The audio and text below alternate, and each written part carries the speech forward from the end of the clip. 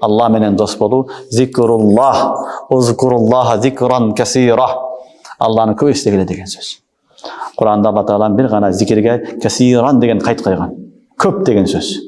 Аябай көп деген. Ошон үчүн жүргөндө турганда фақат зикир, субханаллах, алхамдулилlah, ла илаха иллаллах, кайсы зикир болса бола берет. Субханаллах ва бихамдихи субханаллахил азим.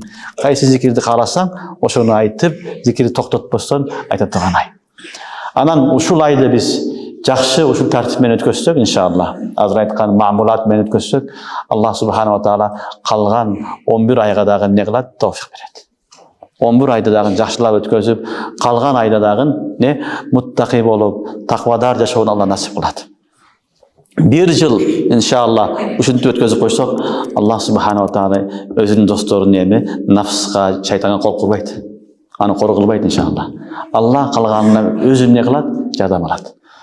Алла Таала өзү жардам берет ал жагына. Валлазина жахаду фина ланахдияннахум субулана. Түшүнүңөрбү? Валлазина жахаду фина. Алла үчүн ким менет кылса, ланахдияннахум субулана. Албетте алардын колунан кармап туура жолго салабыз дейт Алла Таала. Рамазан жакшы өткөзөйлүк. 1 жылды ушинтип өткөзүп, кийин Рамазанга чейин аракет кылсак, Аллах Таала бизге хаятан таййиба насип кылат. Эң жакшы жашоо, жыргал жашоо, күнөөсү жок жашоо насип кылат.